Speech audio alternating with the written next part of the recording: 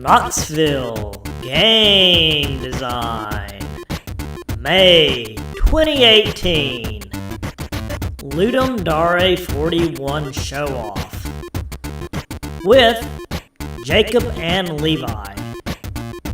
Welcome everyone to Knoxville Game Design for May 2018.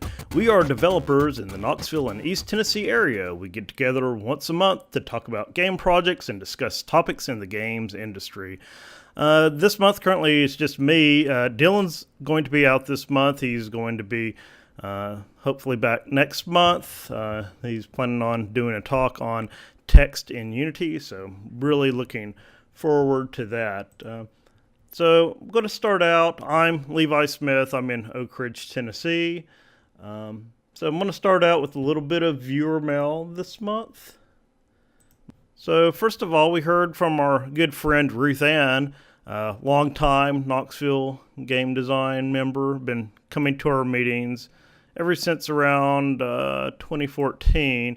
And she said she's doing well. She's had some issues getting into her account and everything, but she said to tell everyone that she said hi and that she's doing well. I think she's been in North Carolina, so glad to hear from Ruth Ann that she's doing well.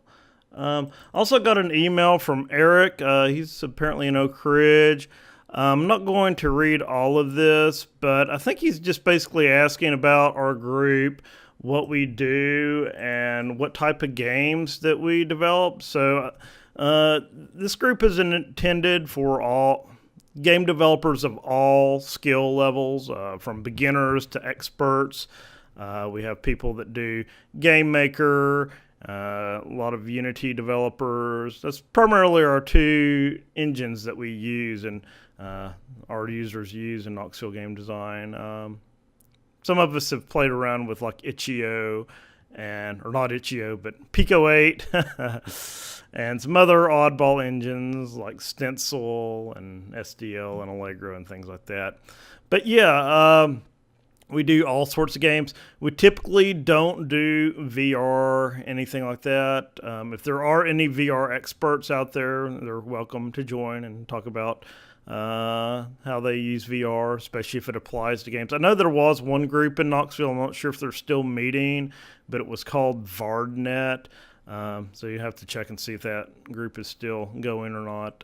We have one developer. He hasn't showed up to many of our meetings, but Chad Shepard, he does some AR games where you can use your mobile device and like put $1 on a table or something, and it will detect where the dollar is, and then I think he did like a spin widgets game. I think that's what it was called. It was like a little fidget spinner, and you got points and things like that. So yeah, we have all sorts of varying levels of expertise in our group. I don't think any of our members are experts in everything. I think we all know we're all experts in our one little thing. So I'm going to start out and go into some news, just general gaming news in the games industry. So first of all, we had our Ludum Dare 41 kickoff last month. It was the Friday of Ludum Dare. I think it was April 22nd, something like that. But we all got together at Token Game Tavern. We all had a good time. It was a little bit noisy there, which was a little bit disappointing. Typically, it isn't that loud. I think that we're having some corporate get-together for some company. I'm not sure exactly who that was. I did like the atmosphere there. I mean, it's all gaming related and everything. It's just kind of hard to talk with each other with it so loud. They were doing karaoke and everything. So we'll have to decide next time for the next kickoff whether we want to meet at Token again or just like go back to Panera where we can talk with each other without it being so loud and everything. But yeah, had a really good turnout. We all had a good time. So we had 3 entries submitted for Ludum Dare, Ludum Dare, however you pronounce it, 41, and I'll talk about those in a second. But first of all, Dylan brought this to my attention. Manta May, who's here in Knoxville. Not exactly sure what his real name is, but I think he's an organizer for Code Stock. He said that this company, I'm not sure, Code Tank Labs and Technovation, I'm guessing they're here in Knoxville. They're looking to add Unity developers. So if you are a Unity developer looking for a position, you might want to talk with Manta May. That's his Twitter handle. I'm not sure. I guess that may be his real name. I'm not sure. But he just has like a Darth Vader avatar. So I don't even know what he looks like, which is kind of unfortunate. But yeah, I always recommend using a real picture on Twitter so you know who you're talking to.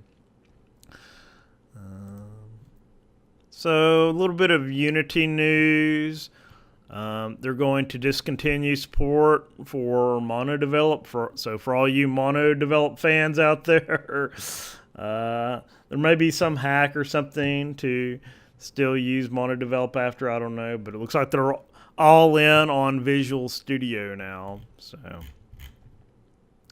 and right after Ludum Dare, Unity 2018.1 was released. Looks like on May 2nd. So it doesn't look like there was much in here that affected me. Stuff that I probably won't use, but things that make Unity better. Now, the one thing that I noticed is that when I do a WebGL build, I typically never did WebGL builds, HTML5, for my Ludum Dare games, but I tried it again this time, and it seemed to be a lot more stable. I know I had issues with collision detections in the past. Now, one thing with the new version of Unity 2018, I did notice when I was doing my command line builds, if I use there's a flag in there to like not launch Unity, to only run it by command line. I noticed some issues with the collision detection using that mode. I think it's called batch mode. It's the batch mode flag. So I don't know. I may file a bug report or something for that. But the WebGL build seems to be a lot more stable now. It seems to be just as good as the old Unity web player now. I know in the past when I've done the WebGL build, things didn't exactly look right, or the collision detection didn't work. And sometimes the music didn't exactly play on time. But I think there's like this new I forget what it's called, ILCP compiler that they're using to make the web builds now. So it seems to be a lot more stable, and I'm pretty impressed with how the web builds are now. But yeah, tons of stuff that they've added in Unity 2018.1. Now, the one thing that I want to look into some more is the new shader editor. I know writing shaders before has been a little bit difficult. Basically, you just had to open up a text editor, the built-in text editor, and start writing code, which looks a lot like C code. And if you're not familiar with writing shaders, which I'm not very familiar with writing Unity shader code or any shader code. So it can be pretty daunting. So hopefully this new, here's this ILTCCP backend for Windows. That's the thing that I think helps, it says for Windows in macOS standalone, but I think they use it for WebGL builds as well, because whenever I make a WebGL build, I always see the ILTCPP running there. But yeah, hopefully the new shader interface, I may take a look at that. The shader builder, may do a talk in an upcoming month if I can figure that out, because it looks very powerful. And as I mentioned a little bit earlier, Dylan Wolf, he wrote a really great article on different ways to handle like displaying text in Unity. So you can go out to dylanwolf.com, check out his website and his articles. I think he's going to be doing, I'm not trying to steal his thunder here, but I think he's going to do an in-depth talk about this next month, hopefully. Yeah, I was just also going to say that my old Playmaker games, some of those have issues with the new version of Unity 2018. There's this folder, it's like materials, I forget the name of it, but you just got to go into Playmaker. If you download the new version of Playmaker, you got to delete that materials folder within Playmaker, then that usually resolves those problems. So yeah, let's get into the Ludum Dare games. Loading. Okay. Yeah, no hurry. And okay. Alright. Can you see it? Yep, I see it. Alright, so this is the game. Not the best game in the world, but it's a 3D game in GameMaker, so that's impressive. Yeah, I thought it was really good, especially it seems like you got the controls working a little bit better since your Boom game. So it felt really fluid whenever I was turning left and right and moving around. Yeah, so how it works is each enemy can only be killed from a certain card, which has their number and their color. So the Agent Smith looking guys, they can only be killed with the red 3 card, and the night guys can only be killed by the 4 cards, while the 2 guys can only be killed by the 2 cards. And you can change which card that you're currently holding by getting one of those card stacks, right? Yeah, the card stacks relate to what enemies are around. Like this one will have a 2 card. Because originally I wanted to make it to where it'd spawn a random bad guy at each spawn point, so then it's not always the same, and spawn a random card relating to that. But I couldn't figure out how to get that to work, so it's just this. Yeah, I think it looks pretty cool. I noticed you also had the health meter bar up there. That helps a lot, so you know how much health you have left and how many hits you can take. And also, there's a card with a cross, or the one that you're showing. That's a health pack. Yeah, so that increases your health back up. Yeah. That's really cool. And you have to go behind here and get the key to escape the evil card maze. Yeah, no, first time I played this, got the key, then I was trying to figure out where to go, but you're just supposed to go back to the beginning, right? Yeah. Originally, I couldn't really figure out how to get him to work as well, but when you're supposed to grab the key, when you go all the way back to the beginning, there's supposed to be this enemy that when you look at him for too long, then he would chase you and kill you. Kind of like SCP-96 from SCP Containment Breach. Oh, okay. So it was just like this weird white-looking thing that would stand here, where he would stand right here. He's still in the code of the game, and he'd stand here, and if you looked at him for too long, he'd open his jaw and chase you. Oh, no. So he's right there at the beginning, blocking your way out. Yeah, effective. Basically is what he's doing. And, well, I actually should probably keep this, so I can show you the code on how it's supposed to work. Oh, okay. Yeah, or at least how he's going to. So, do I still have him saved? Okay, there he is. So, they're all called imp because they got the actual code from another thing. Mm-hmm. So I'll just some code, coded it in, or whatever. And so so this is the step in which injury, which is... are you sharing out your screen right now? I'm just yeah, it should be. I just see your camera right now. You just see my camera? I'll have to... Yeah. Can you share? Share. There we go. You see? I think it's coming up. I see myself right now. Okay, yeah, I see it now. Yes. So there's an alarm here that plays, or it's supposed to play, at a certain point of time, in which if visible equals true, then it sets where it's supposed to run, makes injury true, and then makes the alarm set. And there's a sound that's supposed to play of him screaming as he chases you. Yeah, so an alarm is basically it gets triggered at a certain time or at certain intervals, and then it executes this code right here that starts the logic of your enemy. Yeah. And if the angry is true, it'll continue to chase you. Oh, okay. So angry's kind of like he's aggroed.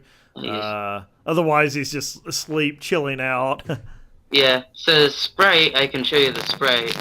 And if you played the game, you would know that this looks very similar. I call them bad and unbad. So when he's unbad, he just kind of looks like this. Kind of looks all weird. That's pretty cool. White, and has weird little hands. And so he's not doing anything, just kind of stands there.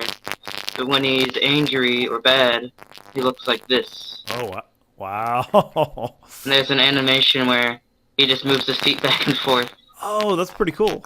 Yeah, he's in the game, and he works if I place him down. But I don't know if he works just fine. I just couldn't figure out how to get the key part to work. If you want to see that, I can spawn him in really quick. He might not. There might be some errors because I didn't quite test them all the way.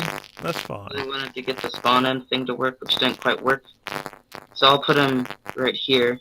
I think that's really cool how you can lay out your level in 2D. Yeah. And then it automatically generates the 3D world for you. Mm-hmm. So, he's not visible, but if I walk over here and look at him... Oh, there he is. Yeah. Now, that might be that he's instantly aggro, and it's just like at a certain point in time, and I might not have done it well enough, but... There he is. He just kind of runs around. When he's supposed to catch you, you die, but he's not coded all the way. It's like instant death when he gets you. Yeah, because that's how it worked in SCP Containment Breach. He caught you and you instantly die. Oh, okay. That's pretty cool. Apparently he vanishes somehow. It's because he runs really fast, so he might collide with the wall, and it doesn't register that he did, so he might have run through the wall and got caught in the wall or something. Just like ran off the game world or something. Yeah, ceased to exist. So, that's the game. There's not really much to it. There was just like the secret boss and everything that came at the end, but... Yeah. I've had that problem too, like things I just couldn't get working, and then it gets left on the cutting room floor. But I'd definitely save that and like work it in a post-compo version or something. Yeah, because I figured that it could be just you're looking at it and there's a point thing, like you can't see, and it builds up as you're looking at it, and then when it finally works, it plays the sound and he charges at you. Yeah, very cool. I can make a Silent Hill game too with like the Game Maker model maker thing. Mm-hmm. Allows you to make models and put them in Game Maker. Oh, I didn't know that. Yeah, you can get that. I forgot what it's called, who it's by, but if you just look it up on the internet, you can get models. You can do it with Blender too, and it works the same exact way. Oh, okay. And it works with Game Maker. Yeah, it works with Game Maker. That's pretty cool. Tried to make a Silent Hill game, and I figured it out mostly, but I kind of got disinterested in it at the moment. I probably will go back to it eventually, but right now, since I know how it works with collisions with certain areas and things. Yeah, I know at our kickoff, I think somebody said you were working on another game for school, for like a project or something. Yeah. Since the school year's kind of ending soon, it'll probably be finished.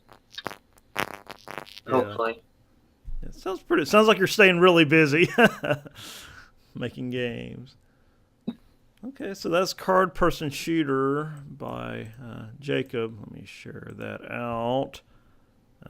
Definitely go out and check that out. You can find Jacob's game here on our Knoxville Game Design, knoxgamedesign.org site, and just click right there, and that'll take you to Jacob's entry right here, and you can download the Windows executable or the source code right there if you want to see how Jacob made his game.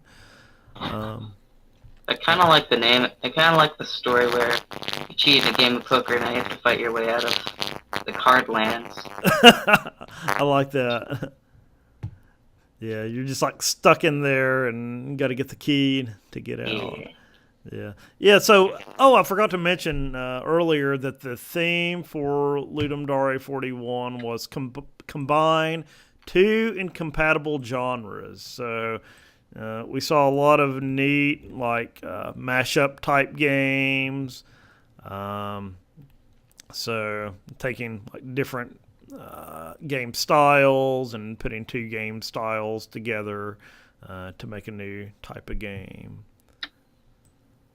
So it's a lot of puzzle games mixed with different types of other games like shooters and rhythm games and fighting games and things like that. Well, Jacob, I already showed off my game earlier, and I kind of wrapped it up. But is there anything else you wanted to show off this month? Not really. That's the thing really I have. Okay, cool. Yeah, this is just like a short month this month, and I think Dylan's going to be back next month and be talking about displaying text and things like that. So, yeah, really appreciate you getting on and showing off your game. All right. Thank you. All right, see you next time. All right. Bye. Joe Miller's entry was called Card Ramino. So he actually developed this for both Ludum Dare 41 and GM 48. I forgot what the GM 48 theme was, but it started on the same day as Ludum Dare.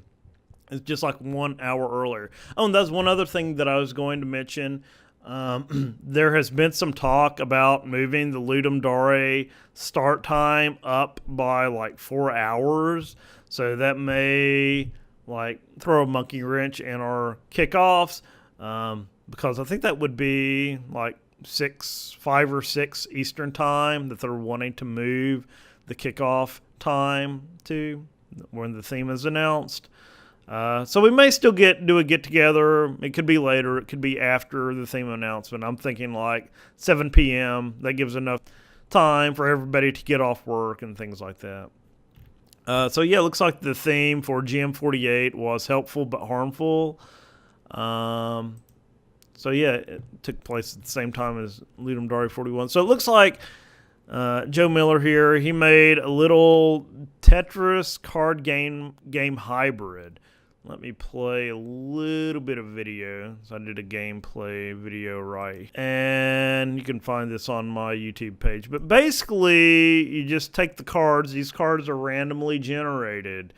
And you pull them over into the little play area, and they can move your piece to the left, move it right by a certain number of squares, by 4 squares or by 2. You also have cards that rotate the pieces, and then you can drop the pieces. And he also has this ability to freeze a piece for 3 seconds. I'm not exactly sure how many times you can use that, if that's just a one-time use or not, but it's pretty difficult. I was pretty happy when I was able to just complete one line. But yeah, that's Joe's game. Pretty cool game. Recommend checking that out. So my game that I created is called Blocks of Nibiru. This was sort of a hybrid between games like Gyrus. I don't know if anybody out there knows about Gyrus, but it was a game where, let's see if I can run this here, where you're kind of on this circle and you can press left or right to move your ship kind of like in a circular pattern. But in my game, I have power-ups where you can have multiple ships and you move multiple up to 4, so you can move more than one ship around this circular pattern at a time. And you can press forward to move in and press back to move out. So the basic concept of the game is you got these blocks falling down, very similar to Tetris. Whenever the blocks get to the top of the play area, to the top of the plane, just like in Tetris, you lose. So the objective is to use your ships to shoot these blocks and not let the blocks get to the top of the area right there. But you do have multiple power-ups. As I mentioned earlier, you get additional ships. There's a power-up to increase your number of cannons on each ship, so you can have 1 to 3 cannons on each ship to give you a little bit more firepower. There's a speed power-up, which makes you move faster. There's bombs, so you can press right mouse when you have a bomb just to clear the entire gameplay area. And then there's a heat reduction. So as you keep shooting your cannon, you got a percentage, and over your ship, each ship, and whenever that gets to 100, you get locked out for cooldown for a few seconds. So if you get the heat reduction power up, then it takes a little bit longer to get to that overheat state, which helps out a lot. So yeah, those were 3 really good games that were developed by Knoxville Game Design. You can check those out at knoxgamedesign.com if you want to see screenshots and descriptions. And we also have time-lapse video. Both Joe and I created time-lapse video. So if you want to see the development of these games that took 48 hours, we compressed those down to like under 10 minutes so you can see the game as they're being created. I was also going to mention I've been updating the forums on Knoxville Game Design, just make it a little bit easier to read. Some of these fonts were a little bit small, but I did create a couple of posts. If you go to Game Design and Development in the on knoxgamedesign.org, created one post called Game Development Tools. You can check that out. So if you're just getting started and you want to know some of the tools that we use, I listed all these in the different categories such as modeling and music. And if it isn't free, then I put the price right here for each of these tools. So if you're looking to some place to get started, recommend checking out that thread. Also created a new thread called Games Created in Knoxville. We do have under Archives games, but that's just basically all the Ludum Dare games and descriptions of those. But I wanted to get a way to capture every single game that's been created in Knoxville. So I went through all of our members and provided links to pages where you can find everyone's game. So what I really wanted to do is like to drill down and create a spreadsheet or create like a database table so you can have a complete listing of games. So you can order them by creator or game title or by date, things like that. I was also going to mention that I've been working on an old game that I started in 2014 called Archaeology. I picked it back up. I never really got the terrain heat mapping working correctly, so I went back, and this still needs a little bit more work, but it's looking more like the game that I had originally envisioned, where more treasure is, you got like the red color, and then where less treasure is, it goes from green to blue. So been working on that a little bit. I think might put a few more touches on this. Oh, and by the way, you can go to my website and put in more of my games as web games using WebGL up on my site, so you can check that out as well. So yeah, I think this is going to be a really short meeting this month. Just wanted to go over the games that had been developed for Ludum Dare last month. And yeah, I think Ludum Dare 41 wraps up. The voting wraps up on Monday. So go out and check out games. Check out and rate games if you haven't already.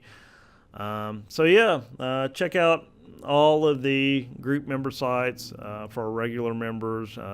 Joe Miller's doublesquarellc.com and Dylan Wolf is dylanwolf.com. We're also on Twitter and other social media. I'm GodTechGrad, LeviDSmith.com. So I think that's going to wrap it up for May 2018. Like I said before, Dylan should be back and hopefully telling us more about how to do text in Unity next month. So until next time, thanks everyone for checking out the video on YouTube.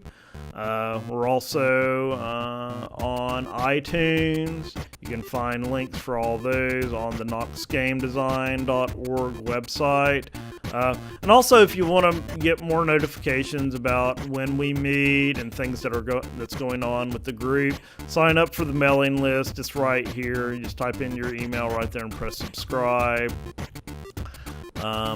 We're also on, I believe, Google Play and Stitcher as well if you want the audio version of the podcast.